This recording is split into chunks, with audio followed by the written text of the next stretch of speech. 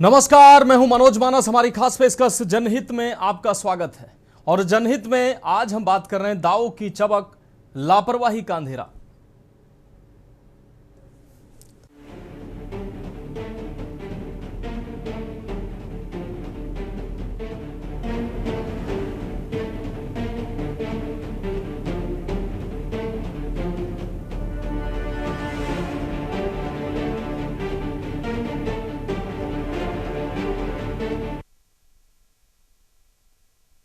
सरकार स्वास्थ्य व्यवस्था को बेहतर बनाने के लिए लगातार बड़े बड़े दावे कर रही है। जिले जिले में मेडिकल कॉलेज बनाए जा रहे हैं, अस्पतालों में आधुनिक मशीनें पहुंचाई जा रही हैं और मरीजों को बेहतर इलाज देने की भी बात कही जा रही है। लेकिन सवाल यह है कि जब अस्पताल में सुविधाएं मौजूद हैं तो क्या उन सुविधाओं का फायदा मरीजों तक भी पहुंच रहा है? अगर ये सारी सुविधाएं हैं तो उनका फायदा मरीजों तक पहुंच रहा है या नहीं है, ये कौन देखेगा? कन्नौज से सामने आई तस्वीर में अस्पताल के स्वास्थ्यकर्मी डॉक्टर रात के वक्त सोते नजर आए। परिजनों का आरोप है कि वह मरीज को देखने की गुहार लगाते रहे, लेकिन मदद नहीं मिली।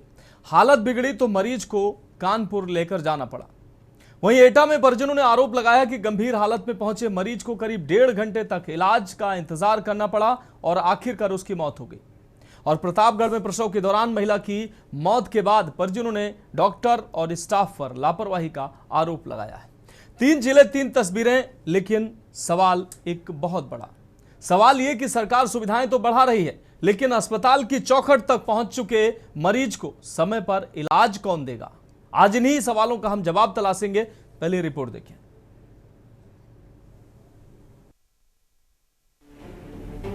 स्वास्थ्य यानी वो व्यवस्था जिस पर इंसान अपनी जिंदगी बचाने के लिए भरोसा करता है। सरकार अस्पतालों को बेहतर बनाने के लिए कोशिश कर रही है। नई इमारतें बन रही हैं, मेडिकल कॉलेज खुल रहे हैं, जांच की आधुनिक मशीनें लगाई जा रही हैं। लेकिन जब मरीज अस्पताल पहुंचता है और उसे समय पर डॉक्टर, इलाज या जरूरी चिकित्सा सुविधा नहीं मिलती तो तमाम दावे सवालों के घेरे में आ जाते हैं। कन्नौज के जिला अस्पताल से सामने आया वीडियो इसी सवाल को और गंभीर बनाता है। परिजनों का आरोप है कि रात के समय अस्पताल में मरीज इलाज के लिए परेशान होते रहे, जबकि कई स्वास्थ्यकर्मी और डॉक्टर सोते नजर आए। परिजनों का कहना है कि उन्होंने मरीज को देखने की लगातार गुहार लगाई, लेकिन उन्हें उचित इलाज नहीं मिला। हालात बिगड़ने पर परिजन मरीज को लेकर कानपुर भागे, जहां इलाज के बाद उसकी जान बच सकी। सबसे बड़ा सवाल ये भी है कि जब अस्पताल में ईसीजी समेत जरूरी सुविधाएं मौजूद थीं, तो मरीज के परिजनों को कथित तौर पर बाहर ले जाने के लिए क्यों कहा गया? मामले की शिकायत सीएमएस से की गई है। सीएमएस डॉक्टर गोपाल नारायण द्विवेदी ने जांच के बाद सख्त कार्रवाई की बात कही है। हमारे पास शिकायत आज आई है कल रात की मरीज के बारे में, जो है उस पर जो है एक बना दिया गया, इंक्वायरी कमेटी बना दी गई है और उस पर जांच करा के जो भी दोषी होंगे उनके ऊपर सख्त कार्रवाई की जाएगी। तो क्या मामला था, क्या कुछ शिकायत की है? रात में जो मरीज आए थे उसको यहाँ के स्टाफ ने सही ढंग से व्यवहार नहीं किया, सही ढंग से बातचीत नहीं किया। अब रुख एटा का करते हैं। यहाँ 40 वर्षीय हबीब छत से गिरकर गंभीर रूप से घायल हुए थे। परिजन उन्हें तत्काल मेडिकल कॉलेज की इमरजेंसी लेकर पहुंचे। परिजनों का आरोप है कि मरीज करीब 1.5 घंटे तक इमरजेंसी में इलाज का इंतजार करता रहा, लेकिन समय पर डॉक्टर ने उसे नहीं देखा। आखिरकार हबीब की मौत हो गई। अब परिवार का सवाल है, अगर गंभीर मरीज को समय पर इलाज मिल जाता तो क्या उसकी जान बच सकती थी? इन आरोपों की जांच जरूरी है, क्योंकि किसी भी इमरजेंसी में समय ही इलाज का सबसे अहम हिस्सा होता है।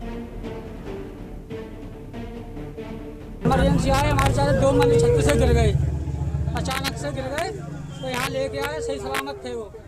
क्यों डॉक्टरों से हमने बोला इनकी घबराहट हो रही है, सब काम हो रहे हैं, लेकिन डॉक्टरों ने कोई सुनवाई नहीं की। आपस में बैठ के बातें करते रहे, फिर अभी सही हो जाएंगे, डॉक्टर आएंगे बड़े, ये है वो, ऐसे करते रहे और उन्होंने कोई सुनवाई नहीं की।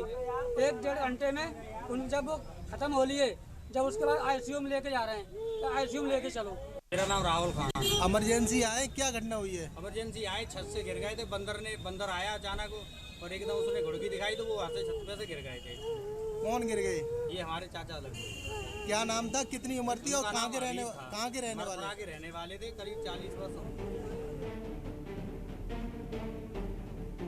प्रतापगढ़ में भी अस्पताल की व्यवस्था पर सवाल खड़े हुए हैं। जिला महिला अस्पताल में प्रसव के दौरान 29 वर्षीय महिला की मौत हो गई। मृतका के परिजनों ने डॉक्टर और अस्पताल स्टाफ पर इलाज में लापरवाही का आरोप लगाया है। परिजनों ने नगर कोतवाली में तहरीर देकर एफआईआर दर्ज करने की मांग की है। अब यहाँ भी सवाल सिर्फ एक मौत का नहीं है, सवाल उस भरोसे का है जिसके साथ परिवार अपनी बेटी, पत्नी या बहू को सरकारी अस्पताल लेकर पहुंचता है। 3 जिलों से आई ये तस्वीरें अलग अलग घटनाओं की कहानी जरूर है, लेकिन सवाल एक ही है, क्या अस्पताल में सिर्फ मशीनें और इमारतें जरूरी हैं या मरीज के अस्पताल पहुंचते ही समय पर डॉक्टर, संवेदनशील स्टाफ और जवाबदेह व्यवस्था भी उतनी ही जरूरी है। सरकार की मंशा पर सवाल नहीं, सवाल उस व्यवस्था पर है जो सरकार की योजनाओं को जमीन पर लागू करती है, क्योंकि अस्पताल में पहुंचा मरीज आंकड़ा नहीं होता, वो किसी परिवार की उम्मीद होता है, और अगर इलाज के इंतजार में वही उम्मीद टूट जाए तो जवाबदेही तय होना जरूरी है। स्पेशल डेस्क के न्यूज इंडिया। तो आज सवाल जो है वो कई हैं और इन्हीं सवालों के जवाब हम तलाशने का प्रयास करेंगे कि आखिर अस्पताल की चौखट तक अगर मरीज पहुंचता है और सरकार तमाम व्यवस्थाएं अगर जुटा रही है, तो फिर लापरवाह अधिकारी, स्वास्थ्य अधिकारी, लापरवाह डॉक्टर इन मरीजों को उचित इलाज क्यों नहीं देते हैं। जब तमाम मशीनें जांच की उपलब्ध हैं अस्पताल में, ईसीजी और तमाम जांच, फिर वहां से मरीजों को क्यों दुत्कार पड़ती है, वहां से मरीजों को क्यों भगाया जाता है, क्यों रेफर किया जाता है। तो ये तमाम सवाल है, इन सवालों के आज हम जवाब तलाशेंगे। हमारे साथ आज की चर्चा में खास मेहमान जुड़ चुके हैं। सुभाष द्विवेदी जी सपा नेता हमारे साथ जुड़ चुके हैं। रविंद्र चपराना जी सोशल एक्टिविस्ट कुछ ही देर में हमारे साथ जुड़ने वाले हैं। राकेश गांधी जी हमारे साथ जुड़े हुए हैं, समाजसेवी एटा से हमारे साथ जुड़े हुए हैं। राघवेंद्र शुक्ला जी भाजपा नेता प्रतापगढ़ से हमारे साथ जुड़े हुए हैं।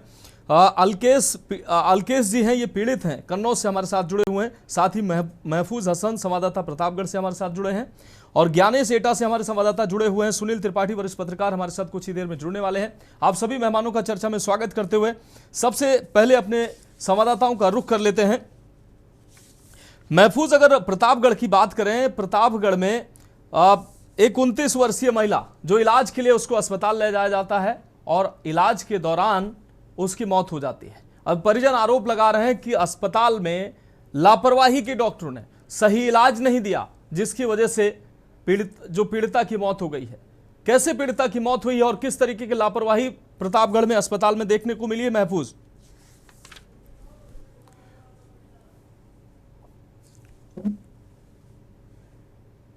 महफूज अनम्यूट करिए अपने आप को।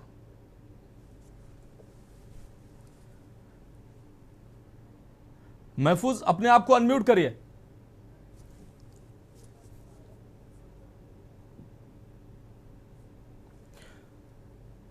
महफूज आपकी आवाज नहीं मिल पा रही, आप अपना फोन अनम्यूट करिए। चलिए ठीक है महफूज, हम आपके पास आएंगे, आप वक्त जाया नहीं करना है, हम रुक कर लेते हैं। ठीक है महफूज कंप्लीट करिए अपनी बात।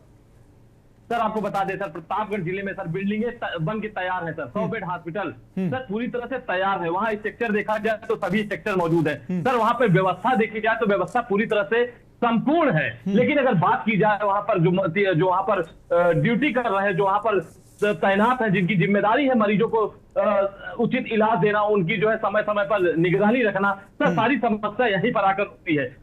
सरकार ने अपना पूरा काम किया, स्ट्रक्चर दिया, यहाँ पर लोगों को नौकरियां दी, लेकिन जो यहाँ पर नौकरी पर तैनात है ये पूरी तरह से काम करने में अपने आप को एकदम से दरकिनार कर देते हैं। आपको बता दें ये जो पीड़ित है, इससे मेरी बातचीत हुई, इसने बताया कि रात में इसका जो पेशेंट है, इसका ऑपरेशन 6:30 बजे ऑपरेशन होता है। ऑपरेशन के दौरान बेटी पैदा होती है। ये लोग बड़ा खुश, इनका घराना पूरा खुशनुमा मिजाज रहता है, पूरा खुशनुमा माहौल रहता है। उसके बाद 9:30 बजे पेट में दर्द होता है। उसके बाद जो है ये लड़का जिसकी पत्नी थी, ये बार बार जाता है वहां पर, जो भी स्टाफ नर्स है, जो भी वहां पर डॉक्टर है, उनसे कहता है कि मेरी पत्नी को प्रॉब्लम है, आप आके मेरी पत्नी को देख लीजिए। तो वहां पे जवाब क्या मिलता है कि आपकी पत्नी नाटक कर रही है। इसी दौरान करीब 11:30 बजे तक लड़की दर्द से कराती रही, उसके पेट में दर्द था। उसके बाद वो बेचारी चल बसी, लेकिन कोई पुरजोर हाल जानने वाला नहीं था, कोई देखने वाला नहीं था। आपको बता दें, सूत्रों की माने तो प्रतापगढ़ जिला महिला अस्पताल है, यहाँ पर दलालों का बड़ा जमावड़ा रहता है। यहाँ पर सीधे 30%, 35% परसेंटेज पे मरीजों को बाहर प्राइवेट अस्पताल में शिफ्ट किया जाता है। इस तरह से मरीजों को परेशान किया जाता है कि मरीज अपने जो तीमारदार है, वो तीमारदार मरीज को लेके बाहर ही चले जाए। वहां पर जो आशा कार्यकर्ती, जो आशा जिनको कहा जाता है, जिनको सुविधा के लिए रखा गया है, वही कहीं ना कहीं जो है मरीजों के लिए अभिशाप बनती नजर आ रही है। उनके दलाली कर रही जो है। उनका जो व्यवस्था है, जो सरकारी व्यवस्था है, उस व्यवस्था से उनको वंचित करती नजर आती है। आपको बता दें वहां पर अगल बगल जिला अस्पताल के अगल बगल करीब दर्जनों हॉस्पिटल है, जहां पे अस्पताल से परेशान किया जाता है और वहां पे सीधे अस्पताल में शिफ्ट करा दिया जाता है। फिलहाल महिला की मौत हो गई है। महिला का जो पति है, जो पीड़ित है, उसने कोतवाली नगर में तहरीर दी है। जो डॉक्टर लापरवाही की है, उनके ऊपर कड़ी से कड़ी कार्रवाई की जाए। वही जो है बच्ची खत्म हो गई है, बिन माँ की बच्ची है, उसके जीवन यापन के लिए अनुदान कुछ मांगा है उसने, कुछ पैसे की उसने डिमांड की है सरकार से। फिलहाल अभी जो है पूरे मामले में संज्ञान लेते हुए जो उच्च अधिकारी हैं, सीएमएस है, इन लोगों ने कहा है कि जांच की जाएगी, जांच के बाद जो भी दोषी होगा वही सरकारी जवाब कार्रवाई की जाएगी। जी महफूज, वो सरकारी जवाब की जांच की जाएगी, उसके बाद कार्रवाई होगी। और लेकिन होता क्या है ये सबको पता है। एटा का रुख कर लेते हैं। हमारे साथ हमारे संवाददाता ज्ञानेश जुड़े हुए हैं। ज्ञानेश, 40 वर्षीय हबीब की मौत हुई है अस्पताल में। परिजन कह रहे हैं कि इलाज के लिए छत से गिर गए थे हबीब, और अस्पताल जब परिजन लेकर पहुंचे इमरजेंसी में, 1.5 से 2 घंटे उनको जो है इलाज ही नहीं मिला वहां पर, और आखिरकार उनकी मौत हो गई। कैसी व्यवस्थाएं हैं? सरकार जब इतनी व्यवस्थाएं उपलब्ध करा रही है, डॉक्टर हैं, स्टाफ है, सारी दवाएं हैं, तो फिर मरीज की मौत इमरजेंसी में कैसे हो जाती है? 1.5-2 घंटे, एक मिनट जब महत्वपूर्ण होता है, जिस समय इमरजेंसी में, वहां 1.5-2 घंटे इलाज न मिलना कितनी बड़ी लापरवाही है। जी मनोज, बिल्कुल आपको बता दूं, जनपद एटा में एक मेडिकल कॉलेज की बड़ी सौगात सरकार ने दी, लेकिन यहाँ की व्यवस्थाओं को देखते हुए बिल्कुल लचर व्यवस्था देखने को मिल रही है। हाल ही में मेडिकल कॉलेज की इमरजेंसी में इलाज के इंतजार में 40 वर्षीय हबीब की मौत के बाद गंभीर सवाल खड़े हो गए हैं। बताया जा रहा है कि छत से गिरने के बाद हबीब गंभीर रूप से घायल हो गए थे, लेकिन उन्हें तत्काल मेडिकल कॉलेज भर्ती कराया, लेकिन वहाँ के डॉक्टरों ने, जैसा परिजन आरोप लगा रहे हैं कि वहाँ के डॉक्टरों ने 1.5 घंटे तक उनका इलाज नहीं देखा और नहीं इलाज किया, और इंतजार करते करते आखिर हबीब अपनी ही मतलब हालत बिगड़ती गई और हालत बिगड़ते बिगड़ते उसकी मौत हो गई। लेकिन सवाल वही, एटा मेडिकल कॉलेज के प्राचार्य के द्वारा जिस तरीके से एक बयान जारी किया गया है, जिस तरीके से कहा जा रहा है कि कोई भी किसी की लापरवाही नहीं है, आखिर जिस तरीके से मरीज के तीमारदारों ने, हबीब के परिजनों ने जिस तरीके से आरोप लगाए कि कहीं ना कहीं इनकी 1.5 घंटे तक उस मरीज को नहीं देखा गया, उसकी आखिरकार मौत हो गई, लेकिन आखिरकार प्राचार्य मेडिकल कॉलेज के किस तरीके से इसको बयानबाजी में बदल रहे हैं कि आखिर उसकी कोई किसी की लापरवाही नहीं है। लापरवाही हुई है और इसकी जांच होनी चाहिए, और जांच हुई तो कहीं ना कहीं डॉक्टरों पर कार्रवाई उचित होना अनिवार्य है। जी मनोज। बिल्कुल ज्ञानेश, आपका बहुत शुक्रिया। महफूज, आपका भी बहुत शुक्रिया इस चर्चा में जुड़ने के लिए और जमीनी हकीकत को जानकारी देने के लिए। कन्नौज में भी इसी तरीके का वाकया सामने आया है। कन्नौज में जब परिजन रात में अपने मरीज को लेकर पहुंचे तो वहां डॉक्टर सोते पाए गए। जब परिजनों ने गुहार लगाई डॉक्टरों से कि भाई हम मरीज लेकर आए हैं, आप इनका इलाज कर दीजिए, ईसीजी की सुविधा भी कन्नौज के अस्पताल में उपलब्ध है, उसके बावजूद भी वहां डॉक्टर सोते रहे और डॉक्टरों ने कहा कि यहां पर सुविधा नहीं है, आप इनको कहीं और ले जाइए। मजबूरी में परिजन अपने मरीज को बचाने के लिए कानपुर लेकर दौड़े, तब जाकर मरीज की जान बची है। वही पीड़ित अलकेश जी हमारे साथ कन्नौज से जुड़े हुए हैं। अलकेश जी, क्या वाकया हुआ जब आप अस्पताल लेकर पहुंचे? डॉक्टर किन स्थितियों में मिले, और जब डॉक्टरों से आपने अनुरोध किया, गुहार लगाई, क्या जवाब था डॉक्टरों का? जब मैं ये रात में 12 बजे करीब हॉस्पिटल पहुंचा तो मेरा पेशेंट साथ में ही था।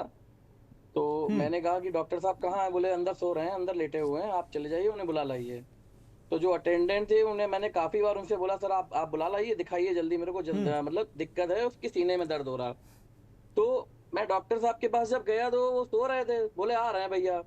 तो जब वो आए, उन्होंने ऐसे देखा तो हमने कहा सर एक ईसीजी वगैरह करा लीजिए। बोले वो मशीन खराब पड़ी हुई है हमारी।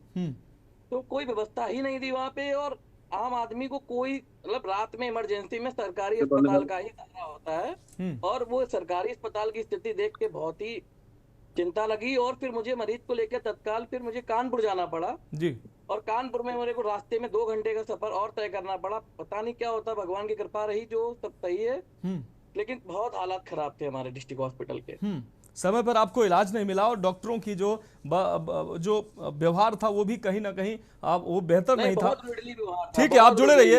अलकेश जी, आप हमारे साथ जुड़े रहिए। हम अपने अन्य मेहमानों का रुख कर लेते हैं। हमारे साथ भारतीय जनता पार्टी से राघवेंद्र शुक्ला जी जुड़े हुए हैं। राघवेंद्र शुक्ला जी, सरकार ने तमाम व्यवस्थाएं स्वास्थ्य व्यवस्था को बेहतर बनाने के लिए की है। जिले जिले मेडिकल स्टोर का मेडिकल कॉलेज का सपना देखा गया और उसके बाद मेडिकल कॉलेज बन भी रहे हैं, तमाम जिलों में बने हैं। आधुनिक व्यवस्थाएं जो पहले से अस्पताल है वहां पर हर प्रकार की जांच की मशीनें हो, इलाज की सुविधाएं हो, सरकार ऐसी व्यवस्थाएं कर रही है। दावा तो बहुत बहुत बेहतर हैं, लेकिन ऐसा नहीं है कि सारे दावे झूठे हैं, व्यवस्थाएं भी हो रही हैं। लेकिन जब सामान्य इलाज अगर मरीजों को नहीं मिलता है, अस्पताल की चौखट पर पहुंचकर मरीज अगर उसकी मौत हो जाती है, 3-3 घंटे 2-2 घंटे इमरजेंसी में डॉक्टर उसको देखने नहीं आते हैं, उसके लिए किसको जिम्मेदार कहा जाए?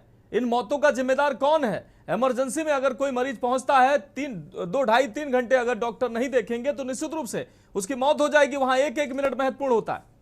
राघवेंद्र जी, सबसे पहले मैं आपके चैनल के श्रोताओं को नमस्कार करता हूं। जी देखिए, आपकी अभी चैनल के माध्यम से जैसा पता चला कि एटा, प्रतापगढ़, कन्नौज की 3 जगह की घटनाओं का जिक्र आपने किया और साथ में आपने ये भी जो बताया कि सरकार इंफ्रास्ट्रक्चर तो डेवलप कर दे रही, लेकिन मैन पावर जो भी वहाँ काम करने वाले लोग हैं, जो मैन पावर है, शायद संवेदना की थोड़ी कमी है उनके पास, और वह ठीक से उनको इलाज कम ज्यादा होना नहीं है। लेकिन जो सबसे गंभीर समस्या अभी आपके चैनल के माध्यम से पता चली कि वो व्यवहार उनका जो है वो सही नहीं।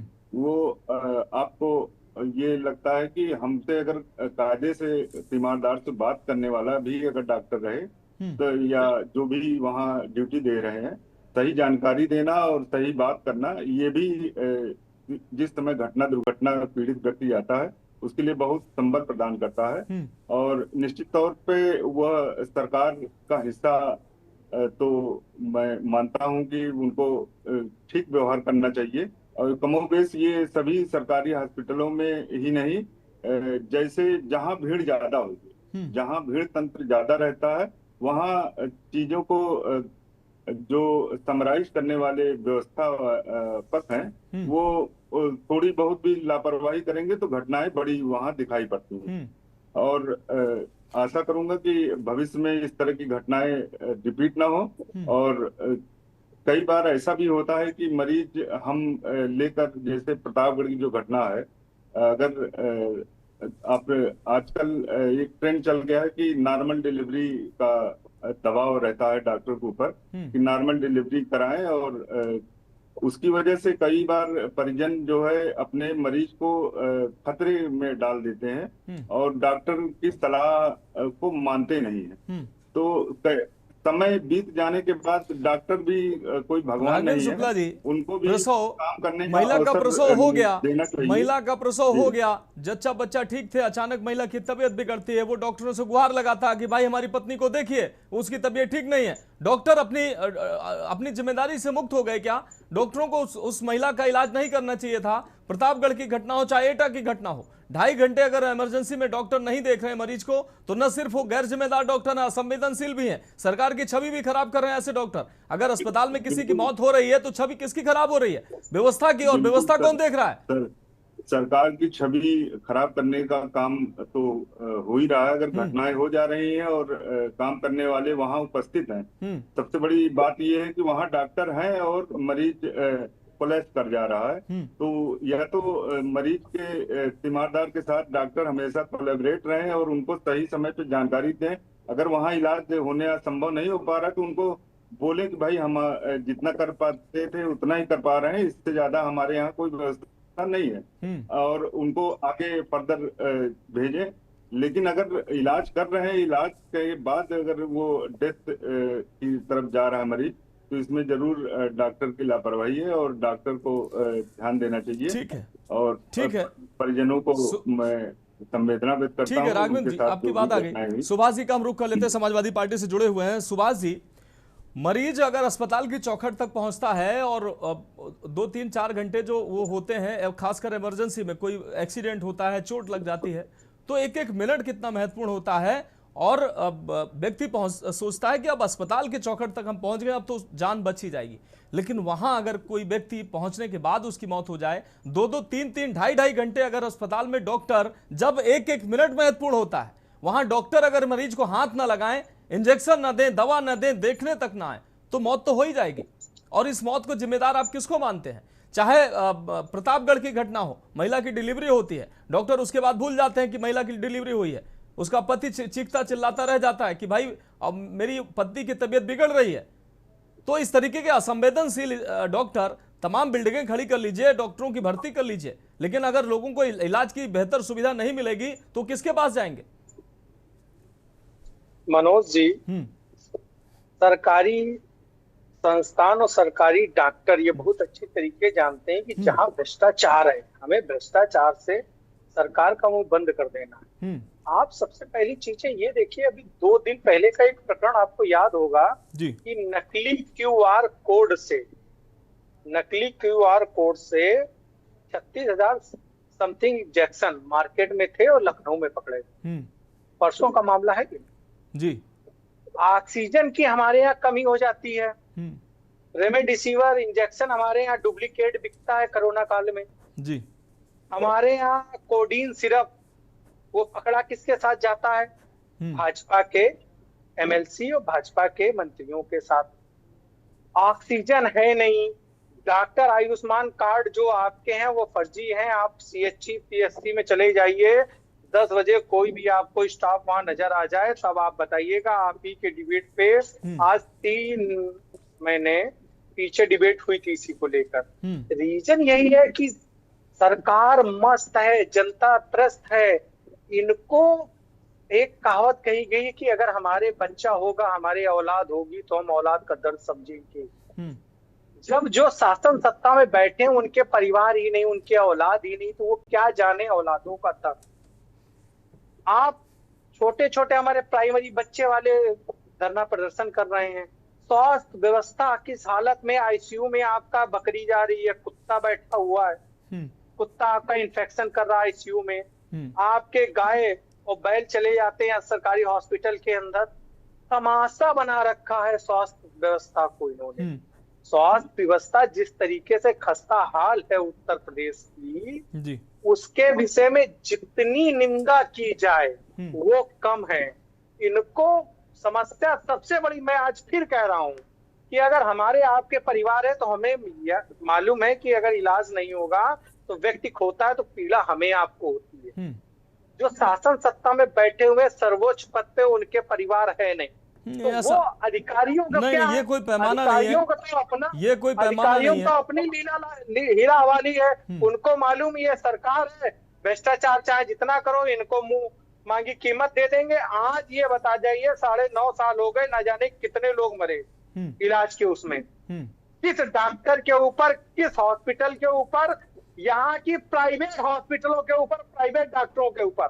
कोई आपका बीएमएमएस वो कर देता है हेयर ट्रांसप्लांट, आपके किसी हॉस्पिटल में आईसीयू नहीं है, वहां पर ऑपरेशन हो जाते हैं। ना जाने कितने बच्चे किडनी ट्रांसप्लांट अभी चला था कानपुर में। अब किसके ऊपर कार्रवाई हो गई? किसी के ऊपर नहीं ना। तो नहीं, देखिए राजा सुभाष जी, मैं ये कह रहा हूँ व्यवस्थाएं हैं, जहां व्यवस्थाएं हैं वहां लोगों को इसका लाभ नहीं मिल पा रहा है। हालांकि पहले आपकी सरकार में व्यवस्थाएं बहुत बेहतर थी, मैं ये नहीं कहूंगा, लेकिन मौजूदा सरकार जो है उससे जवाब तो निश्चित रूप से मांगा जाएगा। और अभी सुनील त्रिपाठी जी के पास जब हम जाएंगे तो वो बताएंगे कि पहले की व्यवस्थाएं क्या थी, अब क्या है। लेकिन सवाल ये नहीं कि जहां व्यवस्थाएं हैं भी, अब इमरजेंसी में तो सारी व्यवस्थाएं, मुझे लगता है कि शुरुआती व्यवस्थाएं सारी होती हैं, वहां अगर इलाज नहीं मिल पा रहा है तो फिर तमाम बिल्डिंग, तमाम मशीन, तमाम डॉक्टर की हम बाद में चर्चा कर लेते हैं, लेकिन पहले इमरजेंसी की व्यवस्थाएं अगर ठीक नहीं हो रही है। एक ब्रेक के लिए सुभाष जी आएंगे, एक ब्रेक के लिए रुकेंगे। सुभाष जी एक ब्रेक के लिए रुकेंगे, बहुत छोटे से ब्रेक का वक्त है, हमारे साथ जुड़े रहिए और अब ब्रेक के बाद आपके पास एक बार फिर से हम आएंगे। एक छोटे से ब्रेक के लिए रुकते हैं।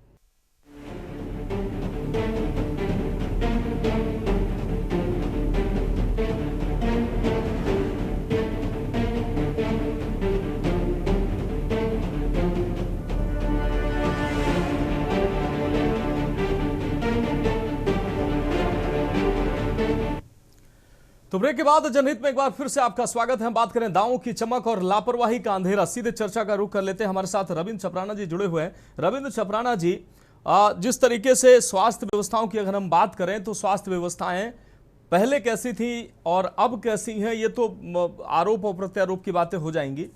सवाल यह है कि मरीज जब अस्पताल की चौखट तक पहुंचता है तो वो भरोसा करता है कि हम अस्पताल तक पहुंच गए हैं और अब कम से कम हम सुरक्षित हो जाएंगे, हमारी जान भी सुरक्षित है और हमें जो भी समस्या है वो ठीक हो जाएगी। लेकिन जब अस्पताल के चौखट पे पहुंचने के बाद घंटों मरीज को इलाज ना मिले, खासकर ऐसे इमरजेंसी के मरीज, 2-2, 3-3 घंटे इमरजेंसी में मरीज को देखा ना जाए, तो फिर व्यवस्थाएं तो एक तरफ हैं, बड़ी इमारतें, बड़ी मशीनें और सारी व्यवस्थाएं एक तरफ हैं। इसको आप क्या कहेंगे? किस तरीके के डॉक्टर हैं जो मरीजों से, कन्नौज में जब मरीज जाते हैं डॉक्टर के पास, वो सोते हैं, कहते कहीं और ले जाइए, उनकी नींद खराब हो रही थी, बोले कहीं और ले जाइए, यहां व्यवस्थाएं नहीं, जबकि अस्पताल में सारी व्यवस्थाएं थी। किसको दोष देंगे? अब व्यवस्थाएं हैं तो सरकार, मुख्यमंत्री, स्वास्थ्य मंत्री व्यवस्थाएं तो कर सकते हैं, क्या इलाज भी स्वयं करने आएंगे? किसको देखने की जिम्मेदारी है? जी मनोज जी, आपको और आपके पूरे पैनलिस्ट को मेरा नमस्कार जी। देखिए, कई वर्षों से मैं आपके चैनल से जुड़ा हुआ जी, और आपका चैनल इतना फेमस है, आप ये हर जनपद की हर छोटी छोटी चीजों को आप उजागर करते हैं। आपके माध्यम से ही सबको पता लगता है कि डॉक्टर नहीं है, हॉस्पिटल नहीं है। पहले तो हमारी यही लड़ाई हुआ करती थी, हम चैनल पे बैठते थे, मुझे याद है बड़े भाई हमारे बैठे हैं, वरिष्ठ पत्रकार भी, इनके साथ बैठने का हर बार मौका मिलता है हमें। तो पहले हमारी लड़ाई ये हुआ करती थी कि भाई यहाँ डॉक्टर तो छोड़िए, हॉस्पिटल ही नहीं है। अब हॉस्पिटल है तो उसमें भ्रष्टाचार है। अब डॉक्टर भर्ती हो गए तो भ्रष्टाचारी ऐसे हो गए, उनका बिजनेस वहां से, डॉक्टर जो फीस मिलती है, डॉक्टर की जो सैलरी मिलती है, उनका पेट भरता नहीं उससे। रियलिटी ये है। आप ये कहें कि इमरजेंसी में अगर वो डॉक्टर सो रहा है तो 100% आप मानिए कि वो बहुत बड़ा भ्रष्टाचारी है। पहले तो उसने हो सकता है ये भी कहा हो कि आप यहाँ क्यों लेके आए हैं। बार बार इन बातों को आप देखिए उजागर हुआ करता है कि भाई हॉस्पिटल में सब चीज है। सरकार ने बहुत कोशिश करके, आप चैनल, समाज सेवक और सभी लोगों ने मिलकर हाथ जोड़ जोड़ के कहा कि भैया हॉस्पिटल में हम बहुत बीमारियां होती हैं, इनको ठीक करना चाहिए। आज उस पोजीशन पे आ चुके हैं कि हॉस्पिटल हर जनपद में अच्छे अच्छे होने लगे हैं। अब हॉस्पिटल तो अच्छे बना दिए आपने, मगर जो दिमागी तौर पे बीमार हैं, जो भ्रष्टाचार के बीमारी का स्वरूप ले चुका है, आप उन्हें कैसे रोक सकते हैं? किसी भी मरीज को लेके आते हैं, उनके टेस्ट करना है तो बाजार में जाए। आप कोई उसको नर्सिंग होम में एडमिट करा दो, आपका ब्लड टेस्ट होना है तो वो बाजार से करा दो। मशीनें हमारी खराब है। अच्छा, फिर वो का जबरदस्ती और जागरूकता वो दिखाता है, अपने मरीज को लाके हॉस्पिटल में जबरदस्ती भर्ती करा देता है, और वो मरीज को फिर जब उसके साथ थोड़ा सा, अभी डिलीवरी जैसे हुई, उसके बाद 1.5 घंटे 2 घंटे तक अगर डॉक्टर जाके सो जाता है फटकार के, तो इसको तो सजाए मौत मिलनी चाहिए ऐसे डॉक्टर को। ये भ्रष्टाचार नहीं है तो क्या है? आप किसी भी मरीज को, आप जच्चा बच्चा को, आपको 10 मिनट 15 मिनट में अगर कॉल में आप नहीं आ सकते और 1-1 घंटा आप अपने कमरे में सोते रहते हैं, 2-2 घंटे तक सोते रहते हैं, सोने के पैसा थोड़ी ना देती है गवर्नमेंट। और वो इतने लापरवाह है। ऐसे में इसका सबसे बड़ा श्रेय किसको जाता है?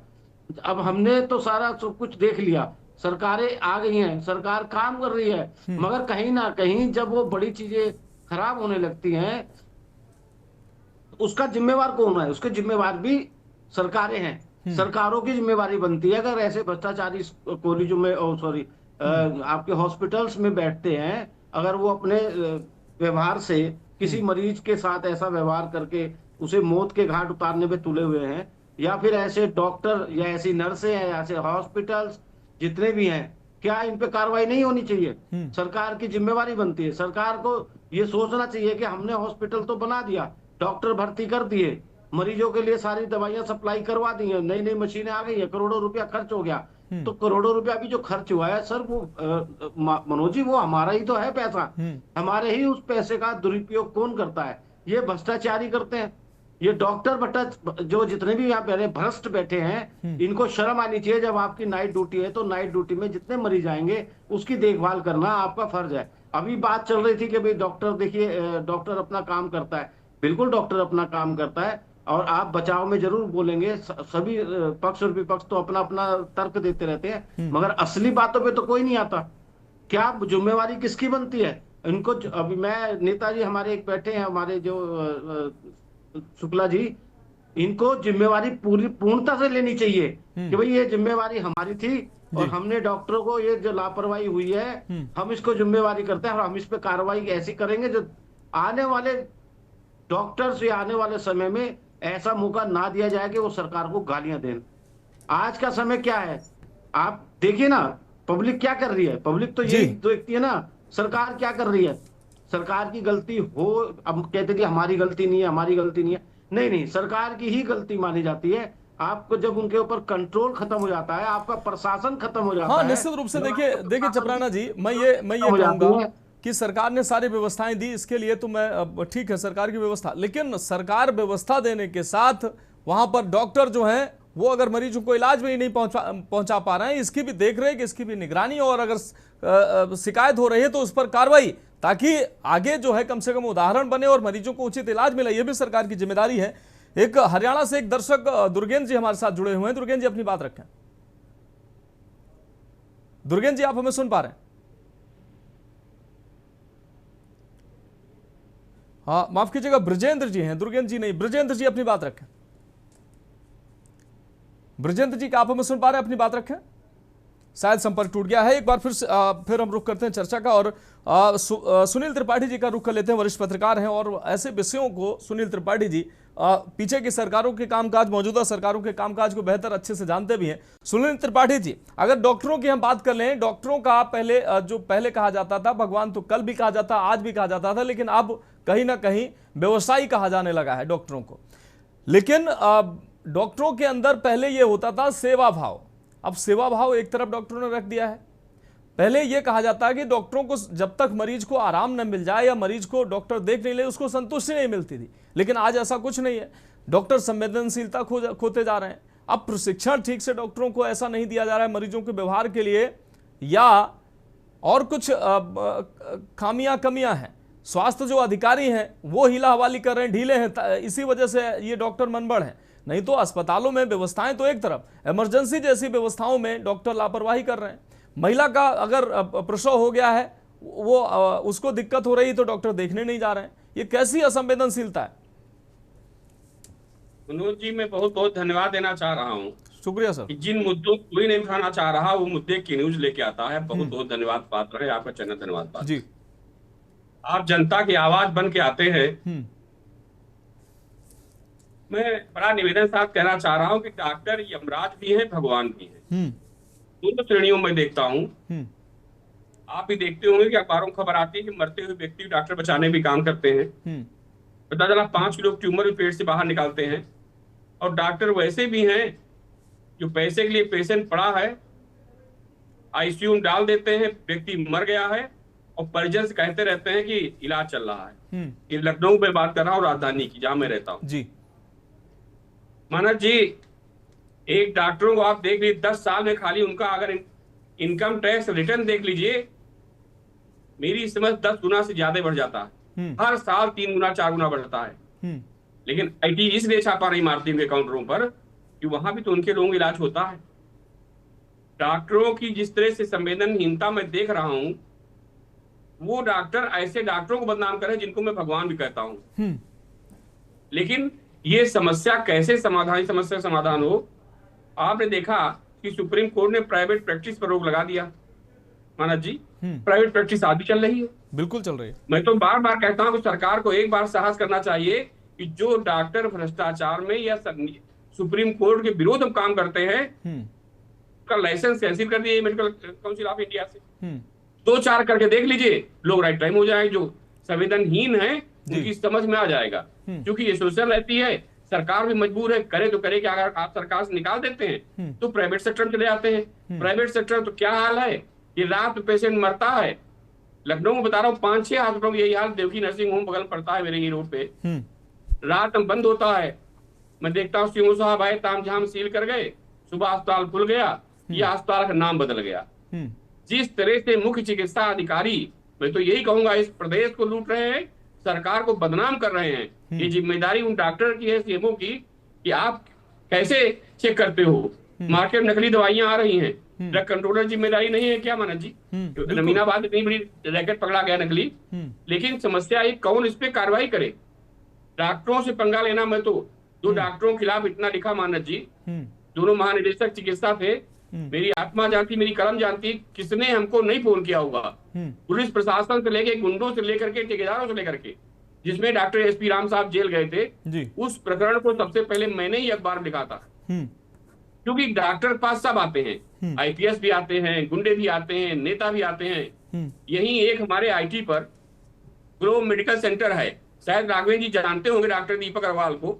आज से 20-22 साल पहले छोटी सी उनकी गुमटी थी बाबा हजाराबाग में, और लीवर कितने बड़े डॉक्टर बन गए हैं कि उनका रैकेट पूरा भारत कोने कोने में फैला हुआ है। उनकी वहां मैं बात कर रहा हूँ, मेरे पिताजी एडमिट रहे, मैंने अपनी आंख से देखा मानस जी, लेकिन त्रिपाठी जी मर गया है, त्रिपाठी जी, दीपक अग्रवाल पैसा उठा, त्रिपाठी जी, जिस तरीके से सरकारी अस्पतालों की अगर हम बात कर रहे हैं, हम व्यवस्थाओं की बात कर लेते हैं, तो व्यवस्थाएं जो है अब तमाम व्यवस्थाएं सरकार प्रयास कर रही है, अस्पतालों में व्यवस्थाएं हैं, मशीनें जांच के लिए ताकि मरीज को कहीं और ना जाना पड़े, तमाम ऐसी दवाएं भी हैं, जीवन रक्षक दवाएं वो भी उपलब्ध हो रही हैं। लेकिन होता क्या है, डॉक्टर तब भी बाहर की दवा लिखता है, जांच मशीन, ईसीजी मशीन, अन्य मशीन है, पता चलता है कि कथित तौर पर लोग आरोप लगाते हैं कि मशीनें खराब कर देते हैं ताकि बाहर की जो मशीनें हैं वहां पर वो जांच लिखेंगे तो कमीशन मिलेगा। तो ऐसे सरकार अगर सब व्यवस्थाएं कर भी देगी तो वहां का जो मेडिकल स्टाफ, डॉक्टर और जो स्वास्थ्य अधिकारी हैं वो अगर संवेदनशील नहीं होंगे तो फिर कैसे? जी, मैं इसके लिए जिम्मेदार ब्रजेश पाठक जी को मानता हूं, जो डिप्टी सीएम भी हैं और स्वास्थ्य मंत्री भी हैं जी।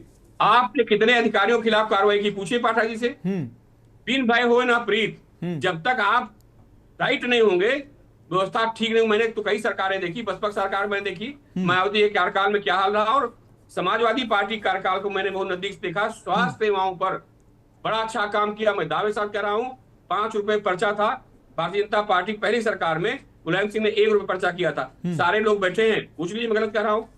लेकिन ब्रजेश पाठक जी एकदम आंख मूंझ के बैठे हैं, विभाग को देख ही नहीं रहे हैं। मुख्यमंत्री जी, किसान जनता बहुत परेशान हो रही है आपसे, 75 रुपए में चीनी बिकवा रहे हैं, आप लोग बैठे मानस जी, जनता त्रस्त हो रही है। ये चाहते हैं कुछ ब्यूरोक्रेट्स कि योगी आदित्यनाथ जी लौट के नया है, क्योंकि योगी आदित्यनाथ जी संपत्तियों के पीछे पड़े ब्यूरोक्रेट्स, अपना आश्रित संपत्तियों माला दीजिए हमको। कितने ब्यूरोक्रेट्स दे रहे हैं? एक तरफ ब्यूरोक्रेट्स इन मुख्यमंत्री जी की नीतियों से परेशान है और उनकी वजह से पूरा प्रदेश परेशान हो रहा है। अगर सरकार की यही रवैया रहा, राघवेंद्र जी आप तो बैठे हैं, आप वरिष्ठ हैं भाजपा के, वास्तव में कह रहा हूं, आप आकलन करके देख लीजिए, कुछ ब्यूरोक्रेट कसम खा बैठ गए कि योगी जी को हम लॉटरी नहीं देंगे, क्योंकि संपत्तियों ब्यौरा जिस तरह से मुख्यमंत्री जी मांग रहे हैं भ्रष्टाचार के खिलाफ, ये भी मैं देखता हूं ब्यूरोक्रेट्स के वहां एक चर्चा का विषय है। हाँ, नहीं देना चाहते, स्वास्थ्य विभाग का है। त्रिपाठी जी, मैं एक छोटा सा अपना अनुभव शेयर कर देता हूं, उसके बाद हम शुक्ला जी के पास जाएंगे, राघवेंद्र शुक्ला जी के पास। मैं 2019 में महाराष्ट्र गया था, महाराष्ट्र में ऐसी घूमने मुंबई गया हुआ था। वहां पर मेरी कुछ तबीयत गड़बड़ हुई। किंग एडवर्ड जैसे लखनऊ में केजीएमयू है, वहां पर किंग एडवर्ड एक सरकारी अस्पताल है, आप सभी मुझे लगता है परिचित होंगे। तो हमारे परिचित जानने वाले मुझको वहां ले गए। वहां की जो व्यवस्थाएं मैंने देखी, 10-10 मिनट पे नर्सें आ रही, दवा आपने खाई, आपने भोजन किया, आपने वहां की सफाई व्यवस्था, वहां की ऑल ओवर व्यवस्थाएं, एक पत्रकार होने के नाते मेरी नजर हर तरफ जा रही थी और मुझे वहां एक दिन एडमिट रखा गया। डॉक्टरों का जो बड़े से बड़े डॉक्टर, 3-4 लेयर के डॉक्टर, एक डॉक्टर उनका सीनियर, फिर उनका सीनियर, फिर उनका सीनियर आके मरीजों से ऐसा व्यवहार कि मरीज उनसे बात करके खुश हो जाए। तो मैंने वो अनुभव आज तक अन्य कहीं अस्पतालों में नहीं देखा। मैं 2019 की मैं बात कर रहा हूं, अब हो सकता है वहां की व्यवस्थाएं और बेहतर हो और मैं दोबारा से उस अस्पताल में जाने का। माना कि एक मिनट हमको आप दे दीजिए, जो आपने सवाल किया मैं जवाब दे दूं, फिर आप चले जाएगा। देखिए, जब व्यक्ति परेशान होता है तो डॉक्टर को भगवान से ज्यादा मानता है। मैं अगर बीमार हूं तो जब डॉक्टर पास जाते हैं तो लगता है कि हमारा भगवान यही है। लेकिन अब व्यवहार इतना लोगों खराब होता जा रहा कि आधी बीमारी पहले डॉक्टरों में देखता था कि अपनी बाणी ठीक कर देते थे, लेकिन आज डॉक्टरों को बेरुखा व्यवहार दे करके पेशेंट परेशान होते हैं। डफरिन पड़ता है यही राजधानी में जी, महिला चिकित्सालय है। माना जी आप जाकर देख लीजिए कैसा बहन बेटियों के साथ व्यवहार वहां स्टाफ करता है। आप चौक जाएंगे, मतलब इतनी गंदी गंदी गालियां लेबर रूम में दी जाती हैं कि मैं कह नहीं सकता हूँ। मेरे सारे लोग लखनऊ जुड़े हुए, एक बार जाकर देख लीजिए माना जी, ठीक है। बड़ी समस्या। और माना जी इसकी जड़ यही है कि जिस तरह से नीट परीक्षाओं में करोड़ों लाखों रुपया लगता है, अगर सरकार ये पैसा कम कर दे तो ज्यादा से ज्यादा लोग डॉक्टर बन सकते हैं। हाँ, और लेकिन क्या? वहां जब करोड़ों लाखों रुपया लगेगा, अगर करोड़ लगा कोई जा रहा है महाराज जी, पहले अपना पैसा निकालेगा कि आपकी सेवा करेगा। सही कह रहे हैं, शुरुआत यही सही कह रहे हैं आप। और डॉक्टर कहते भी, कई डॉक्टरों को कथित तौर पर मैंने सार्वजनिक नहीं लेकिन व्यक्तिगत रूप से कहते सुना है कि भाई हम 50 लाख रुपए खर्च करके आए हैं तो हमको भी तो उन रुपयों को निकालना है। लेकिन सबसे बड़ा गंभीर सवाल है, राघवेंद्र जी हम आपके पास आ रहे हैं। राघवेंद्र जी, ठीक है आप सब जगह व्यवस्थाएं खराब है ऐसा भी नहीं है, और व्यवस्थाएं चाक चौबंद सब जगह हो गई है ऐसा भी नहीं है। व्यवस्थाएं आप कर रहे हैं और ये अनवरत सुधार की प्रक्रिया है, मैं ये भी मानता हूं। अगर जहां जहां व्यवस्थाएं ठीक हैं, मरीजों के लिए मशीनें और तमाम जांच की सुविधाएं, तमाम जीवन रक्षक दवाएं उपलब्ध हैं, फिर भी अगर डॉक्टर बाहर की दवा लिखे, जांच सुविधा होने के बाद ईसीजी और तमाम जो साधारण जांचें होती हैं उनकी सुविधा होने के बावजूद भी अगर डॉक्टर बाहर की जांच लिखे, या डॉक्टर कहे नहीं नहीं यहां इलाज ही नहीं आप जाइए, तो फिर दोष किसको दिया जाएगा? फिर मैं उसी सवाल के साथ आता हूं। स्वास्थ्य मंत्री पर सवाल उठेंगे, स्वास्थ्य अधिकारी पर सवाल उठेंगे, शासन व्यवस्था और मुख्यमंत्री तक बात जाएगी भाई शासन किसका है? और व्यवस्थाएं अगर सब कुछ ठीक आप कह रहे हैं तो फिर उन अधिकारियों पर कार्रवाई क्यों नहीं करते, उन डॉक्टरों पर कार्रवाई क्यों नहीं करते जो मरीजों को दुत्कारते नजर आते हैं? मुझे आप 2 मिनट समझ लीजिए। देखिए, पहले तो मैं अपनी सरकार का पक्ष रखता हूँ, इसको थोड़ा सा मैं समय लूंगा। देखिए, हमारी सरकार जो है शिक्षा स्वास्थ्य पे पूरी तरफ फोकस करके काम कर रही है, और दोनों पे व्यवस्थाएं खराब है। सरकार ये चाहती है कि हमारे जो भी जनता है वो चिकित्सा से वंचित, अगर उनको कोई जरूरत पड़े तो मैं उसके वर्ल्ड क्लास की क्षमता अपने यहाँ उत्तर प्रदेश में डेवलप कर सकूं। इसके संबंध में आप अभी आज की डेट में मेडिकल कॉलेज की संख्या बढ़ा दी गई, लेकिन देखिए शिक्षा में अभी मेडिकल कॉलेज की संख्या बढ़ी है, वहां से पास आउट होने वाले डॉक्टरों की संख्या जो अभी आज की डेट में हमारे यहाँ जिला प्रभारी हैं आदरणीय महेंकेश्वर शरण सिंह जी, वो राज्य मंत्री हैं चिकित्सा शिक्षा के, और हम लोग मेरे जनपद प्रतापगढ़ में आए थे तो हम लोग सबसे ज्यादा प्रसन्न हुए थे। हमने कहा चलिए चिकित्सा व्यवस्था मेरे यहाँ अच्छी होगी। हम सभी कार्यकर्ता उनसे डिमांड की कि हमारे यहाँ कार्डियोलॉजिस्ट नहीं है। आप ये जानकर आश्चर्य होगा कि उन्होंने कहा कि मैं राष्ट्रपति की तनख्वाह 3 लाख रुपया मंथली है, मैं उससे ज्यादा मेरी सरकार दे नहीं सकती है, लेकिन फिर भी मैं कोशिश करूंगा कि 2,99,000 रुपया भी अगर आज की डेट में कोई ले तो मैं अभी पोस्ट करने के लिए तैयार हूँ। कहने का मतलब ये है कि हमने व्यवस्था, देखिए कोई व्यवस्था बनाने में और उसका आउटपुट निकलने में थोड़ा समय लगता है। और देखिए अभी मैं इस चर्चा में मैं देख रहा था कि जो वहां भी 3 घटनाएं आपने जिक्र किया है, तीनों घटना रात की हैं। अभी मेरे पास मैन पावर, हमारी सरकार के पास इतने मैन पावर, जो अच्छे डॉक्टर हैं वो दिन में ड्यूटी करते हैं, रात में वो अच्छे डॉक्टर रात में अगर उनको रोकिए तो वो रुकते नहीं है, क्योंकि वो आप ये मानिए कि वो अच्छे उनकी लिटरेसी लेवल इतना हाई है, उनसे जो है ज्यादातर चाहे जुडिशरी हो चाहे ये अगर ऐसा है नहीं लिटरेसी, अब तो फिर डॉक्टर कैसे बन गए? आपने कहा कि लिटरेसी उनकी अच्छी नहीं तो डॉक्टर कैसे बन गए राघवेंद्र जी? वो चाहती है कि दिन और रात 24 घंटे में डॉक्टर की सेवा में जो भी जरूरत है वो सारी सुविधाएं हम जनता तक पहुंचा पाए। दूसरा, अभी जो भी मशीनी आपने उपकरणों की बात की, राघवेंद्र जी मेरा सीधा सवाल है, एक कहावत है कि तू इधर उधर की बात ना कर, ये बता कारवां क्यों लुटा। एक कहावत है आप जानते हैं कि तू इधर उधर की बात ना कर, ये बता कारवां क्यों लुटा। प्रतापगढ़ में मौत क्यों हुई, एटा में मौत क्यों हुई? अगर डॉक्टर जिम्मेदार हैं तो इनकी जवाबदेही कौन लेगा? इनसे सवाल कौन पूछेगा? इन पर कार्रवाई कौन करेगा? सीधा मेरा सवाल है, इसका जवाब दे दीजिए, बाकी मुझे कुछ नहीं सुनना है, इसका जवाब दे दीजिए। जी मेरा सवाल है कि कारवां क्यों लुटा भाई? प्रतापगढ़ में मौत क्यों हुई? हबीब की मौत एटा में क्यों हुई? प्रतापगढ़ में प्रसूता की मौत क्यों हुई? क्यों डॉक्टर लापरवाही उसके इलाज करने नहीं आए? 3 घंटे इमरजेंसी में हबीब तड़पते रहे, 2.5 घंटे। अगर उनको तुरंत 2 मिनट में इलाज मिल जाता तो उनकी जान बच जाती। तो ऐसे अगर डॉक्टर गंभीर नहीं है तो ऐसे डॉक्टरों पर कार्रवाई क्यों ना हो, स्टाफ पर कार्रवाई क्यों ना हो, इसके लिए आप क्या कर रहे हैं, इसका जवाब दे दीजिए। सरकार ने तो सब कुछ कर रही है, किया है, पिछली सरकार अभी कर रही थी, मौजूदा सरकार कर रही है। किसी के आप बिल्कुल सही कह रहे हैं कि अगर वो लापरवाही हुई तो उनके खिलाफ सख्त कार्रवाई होनी चाहिए। आप जांच भी हो रही है, जांच में जो भी तथ्य सामने आएंगे उसके आधार पर उनके खिलाफ कार्रवाई होगी। ऐसा कोई अचानक निर्णय ले लेना कि उनके खिलाफ अगर वो रात में मरे हैं तो उनको तुरंत जो है बर्खास्त कर देना। मैं ये क्यों कह रहा हूँ, ये तो भाई अब जज थोड़ी बन जाएंगे।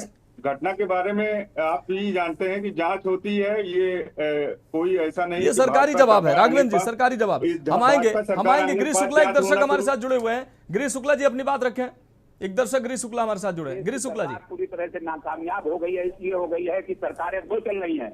एक राष्ट्रीय स्वयं सेवक संघ की सरकार देश और प्रदेश में चल रही है, दूसरी जो है भारतीय जनता पार्टी की चल रही है। दोनों की आपस में समन्वय नहीं है। आरएसएस के लोग कहते हैं हमारे अनुसार काम करो, ये क्या बिगाड़ लेगा योगी, तुम्हारा जो नुकसान होगा हम ठीक करा देंगे। और ऐसा है भी जो आरएसएस के मिलकर काम करे उनका कुछ नहीं बिगड़ता है। इसलिए सारे काम चौपट है। सरकार को चाहिए कि एक सरकार करे, अगर भारतीय जनता पार्टी की हुकूमत है तो भारतीय जनता पार्टी करे, आरएसएस की नहीं। राम मंदिर में भी आरएसएस ने अपना ठीक है। गिरीश शुक्ला जी बहुत शुक्रिया। गिरीश शुक्ला जी मुझे लग रहा है कि काफी क्रोधित हैं, काफी नाराज हैं, और वो अब इसके लिए तमाम लोगों को, हालांकि जिम्मेदार तमाम संगठनों को भी जिम्मेदार मानते हैं। लेकिन सुभाष जी, बहुत कम शब्दों में मैंने अभी पूछा राघवेंद्र जी से कि तू इधर उधर की बात ना कर, कार्रवाई क्यों लुटा। मुख्य बात यह है कि अगर डॉक्टर लापरवाह है तो जांच क्यों नहीं होनी चाहिए, उस पर कार्रवाई क्यों नहीं होनी चाहिए। 2-4-5 कार्रवाइयां दिखती नहीं है, नजर नहीं आती हैं जिससे नजीर बने। इसीलिए मेरा सवाल है कि सरकारी जवाब, जांच होगी, कार्रवाई होगी, इसके आगे बढ़ना है। सुभाष जी, स्वास्थ्य मंत्री पूरी तरह फेल। जिस घर का मुखिया सशक्त नहीं होता है या जिस थाने का थानाध्यक्ष मजबूत नहीं होता है तो वो क्षेत्र चोरी और दुर्घटनाओं से नंबर 1 होता है। और जिस परिवार का मुखिया नहीं सशक्त होता वो परिवार बर्बाद होता है।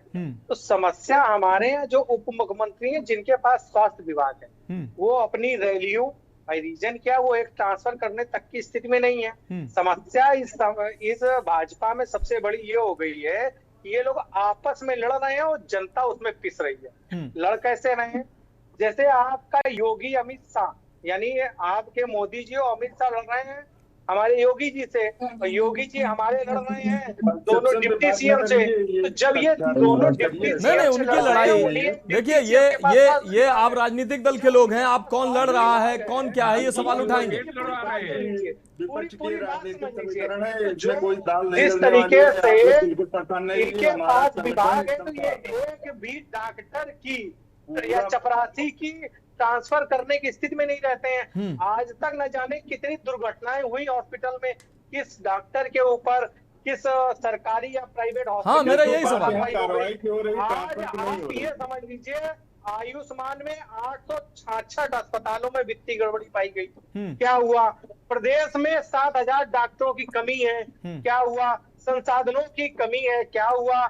जितने भी हमारे सरकारी हॉस्पिटल हैं इनको सरकार प्राइवेट को देने जा रही है। अभी कह रहा हूँ, ये आपको अजीब लग रहा होगा, लेकिन जो पृष्ठभूमि तैयार हो रही है वो यही हो रही है।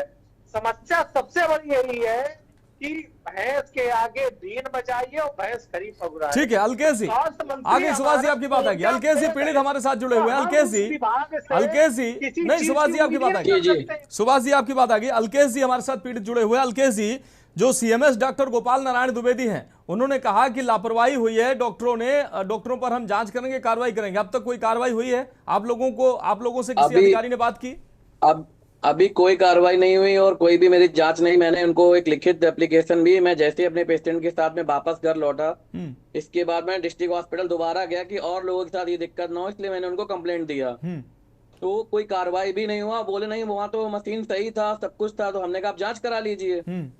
तो जांच कराने के लिए उन्होंने मतलब लिख के दीजिए, मैंने उनको लेटर में दिया हुआ। अभी तक मेरे पास कोई फोन नहीं आया, 24 घंटे से ज्यादा हो गया, कोई जानकारी नहीं है। चपराना जी, सरकारी जवाब, जांच करेंगे और उसके बाद कार्रवाई होगी, यही जो है रटी रटाई लाइन जो है अलकेश जी को भी बताई गई, और कुछ नहीं हुआ। ऐसे ही हमेशा होता है। मानस जी, मनोज जी, मैं एक बात कहना चाह रहा हूँ जरूर, जिसपे सभी पर लागू होती है, चाहे वो राजनेता हो, चाहे प्रशासनिक अधिकारी हो जी। इच्छा शक्ति और अपने प्रोफेशनल के साथ ईमानदारी। अगर ये लोग जिस दिन अपनी आत्मा से ये लोग ये काम करने लगेंगे, अच्छे नेता भी बन सकते हैं, लांछन लगाना भी बंद कर देंगे, डॉक्टर अच्छा डॉक्टर बन सकता है, अपने मरीजों के प्रति उनकी भावनाएं अच्छी हो सकती हैं, प्रशासन में अगर ऐसे लोग होंगे वो भी अपना काम बड़े अच्छे से कर सकते हैं, वो पब्लिक को अच्छे से समझ सकते हैं, उनकी हेल्प कर सकते हैं। अदरवाइज अगर आप देखें भ्रष्टाचार जब तक खत्म नहीं होगा, इनका यही हाल होगा, एक दूसरे पे इल्जाम लगाना, एक दूसरे पे कुछ सब कुछ करना इन्होंने कुछ नहीं है। त्रिपाठी जी, चपराना जी कह रहे हैं कि अंतरात्मा की आवाज ये लोग नहीं सुनते हैं और अगर सुनने लगे तो शायद ये ठीक से काम करने लगेंगे। आप मानते हैं इस बात को? नन्ना जी हमसे पूछ रहे हैं आप? हाँ बिल्कुल त्रिपाठी जी।